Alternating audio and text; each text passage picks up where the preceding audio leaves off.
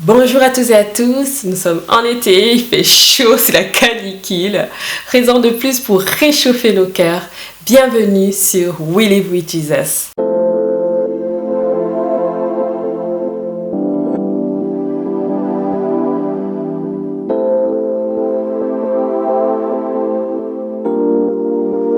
Alors je vous dois un bonus, un témoignage sur ce que la neuvaine au précieux sang a fait pour moi dans ma vie. Et je tenais à le faire parce que c'est pour encourager toutes les personnes qui vont prier cette neuvaine en rediffusion ou peu importe, peut-être l'année prochaine, toujours au mois de juillet.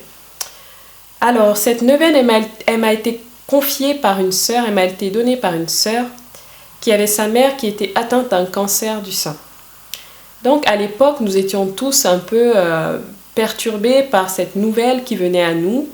Nous l'avons accueillie au mieux qu'on pouvait dans la prière, surtout en confiant ce cas médicalement grave au Seigneur Jésus pour qu'il guérisse notre tante.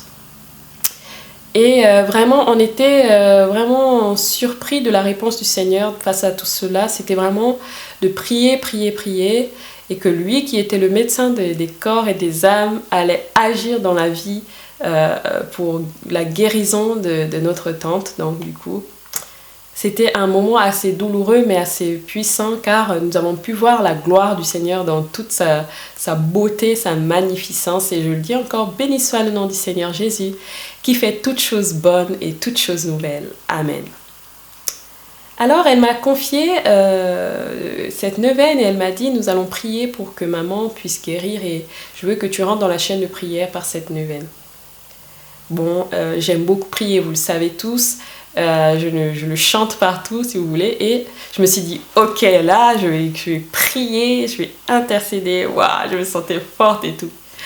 Et quand j'ai ouvert le PDF de la neuvaine, du coup je me suis dit ouais Seigneur, on te prie déjà toi, pourquoi nous allons prier le sang précieux de Jésus? Et je l'ai dit en fait avec un doute au cœur.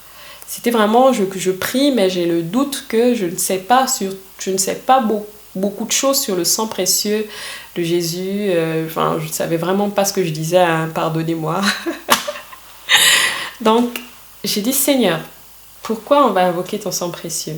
Puisqu'on fait déjà l'Eucharistie, qui est corps du Christ. Donc, corps et sang du Christ par l'intermédiaire du prêtre. Donc, corps et sang du Christ, on le prend tous les dimanches. Pourquoi invoquer le sang du Christ en dehors, en fait, de la célébration eucharistique, donc de la messe, du dimanche ou de la semaine, peu importe. J'avais pas compris. Donc, face à cela, le Seigneur m'a répondu d'une façon qui était spectaculaire. Je dis spectaculaire parce que c'était dans toute sa gloire qu'il m'a répondu vraiment. Donc, le premier jour de la neuvaine, c'était le premier jour, hein, parce que ça ne s'est pas passé les autres jours, les 8 autres jours, j'avais compris, hein, c'était bon. Le premier jour de la neuvaine, je prends la neuvaine, je commence à prier, à lire la neuvaine, à intercéder, tout ça. Déjà j'avais senti, c'est vraiment personnel hein, ce que je vais dire là, c'est un témoignage qui est personnel, j'avais senti comme vraiment comme la présence du Seigneur. On fait l'invocation au Saint-Esprit, je sens vraiment que le Saint-Esprit est présent, il est là, il est vraiment présent. Et à l'époque j'avais pas vraiment une très bonne relation avec le Saint-Esprit, c'était pas en 2020 parce que cette année c'était encore différent, c'était en 2019, j'avais encore une autre relation au Saint-Esprit. J'étais pas très proche du Saint-Esprit, encore pas, c'était en début d'année 2019. Donc j'ai fait cette neuvaine et vraiment j'ai senti la puissance du Saint-Esprit descendre dans mon salon, parce que je priais dans mon salon. Et j'avais pas compris ce qui se passait. J'ai senti juste la présence du Saint-Esprit. Ensuite, j'ai fait la neuvaine, j'ai lu le texte de la Bible du jour. Je me suis sentie comme nourrie en fait, apaisée. Et, voilà. J'avais vraiment cette paix intérieure que le Seigneur allait nous exaucer et allait faire la guérison sur notre tante ou sur toute autre personne que je lui ai confiée. Ensuite arrive la consécration et la litanie. C'est là que la puissance du sang précieux de Jésus est vraiment descendue sur moi et il m'a fait comprendre que moi, déjà moi-même j'avais besoin du sang précieux de Jésus pour vraiment me purifier et me délivrer parce que en moi il y avait encore en fait, ce doute-là faisait en sorte que je ne pouvais pas tisser une meilleure relation avec le Seigneur. Et c'était comme un esprit mauvais en fait. C'était vraiment l'esprit mauvais, l'esprit de doute qui vient s'insérer en toi sans même que tu t'en rendes compte, sans même que tu saches. Tu te dis que tu crois, tu es croyant, mais tu as un esprit de doute qui est là, qui est enraciné et qui ne veut pas partir. Donc, en faisant la litanie, je lis la litanie sang précieux de Jésus. En fait, à chaque fois que je disais sang précieux de Jésus, je sentais que j'étais bousculée. Et à la fin de la litanie, il y a la consécration. Dès lors qu'il y a eu la consécration au sang de Jésus, j'ai vraiment senti, vraiment comme si j'étais purifiée. Comment vous expliquer ça? C'était vraiment la purification d'intérieur, intérieur. C'était vraiment quelque chose d'intérieur. C'était pas comme si on me lavait, mais presque. C'est vraiment la puissance, comme si la goutte de sang venait couler là sur ma tête, sur mon corps. Je sentais une purification et ce doute m'a quittée. Ce doute m'a quitté. Enfin, aujourd'hui, je n'ai plus de doute sur la puissance du sang de Jésus, la puissance de l'invocation. C'est-à-dire, dès lors que tu vocalises, dès lors que tu appelles le sang précieux de Jésus sur toi-même, sur ton âme, ton corps et ton esprit, il te délivre de tout doute, il te met en confiance avec le Seigneur, il te purifie en fait de tout esprit mauvais, tout esprit de doute, il chasse tout esprit mauvais. Et j'ai vraiment vécu la délivrance intérieure. C'était pas extérieur, mais vraiment intérieur. Et vraiment, j'ai senti que ce doute, au début de la neuvaine, je le banalisais. En fait, je me disais, ouais, c'est juste un truc, j'y pense vite fait. Mais c'était vraiment quelque chose de profond. C'est comme si le Seigneur me disait, non, ton doute, avant même que tu puisses prier, il faut chasser les doutes, il faut chasser le manque de confiance envers le Seigneur, il faut le chasser loin de toi. Il ne faut pas prier en ayant un doute. Il ne faut pas prier en n'étant pas confiante que le Seigneur va t'exaucer. Et ça, c'est dit dans la Bible. Hein.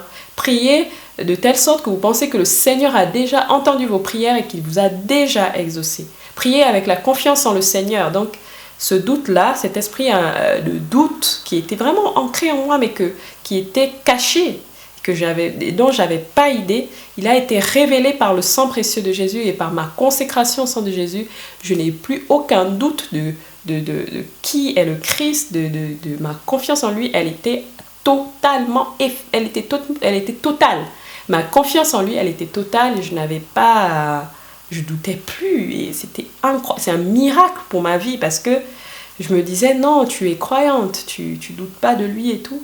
Mais là, avec cette neuvaine, c'était en 2019, mon esprit de doute, il a été chassé dans le sang précieux de Jésus. C'est vraiment ça mon témoignage, que prier en pensant que le Seigneur, il vous a déjà exaucé. Il ne faut pas douter de lui, il ne faut pas douter de ce qu'il fait et de sa toute-puissance, car rien n'est impossible à Dieu.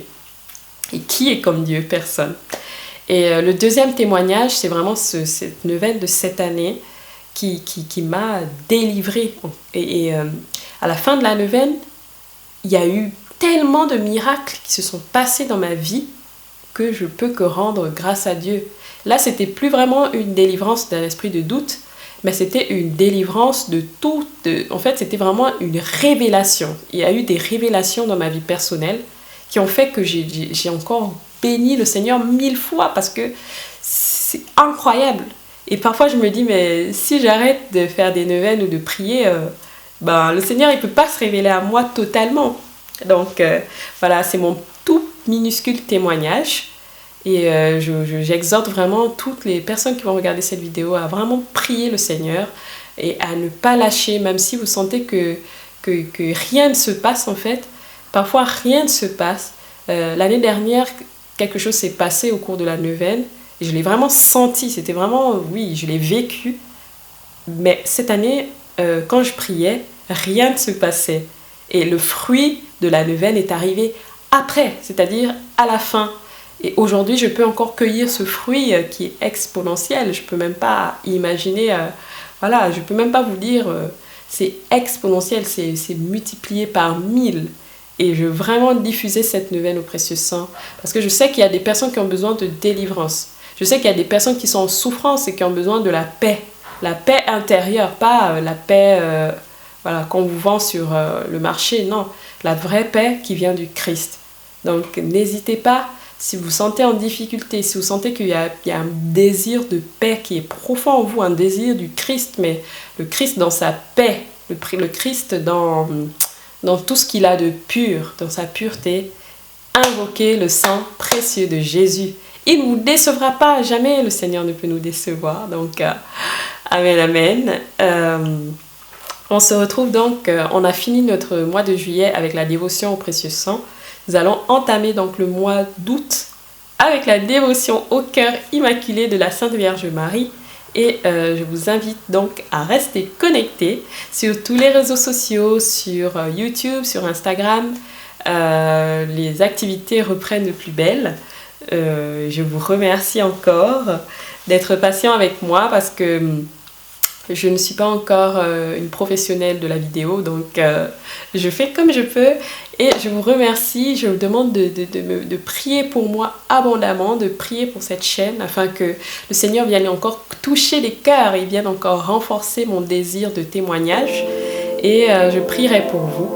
Et sachez que si vous donnez 1 euro pour un café, donc pour mon café, bon, on va dire 2 cafés, je prie pour vous à votre intention. Donc je prierai un chapelet, en priant pour vos intentions, pour vous, ou bien en vous confiant simplement à la Sainte Vierge Marie et au Christ. Et merci encore pour votre soutien. Que le Seigneur vous bénisse en abondance, paix sur vous. Et à plus tard sur We Live with Jesus.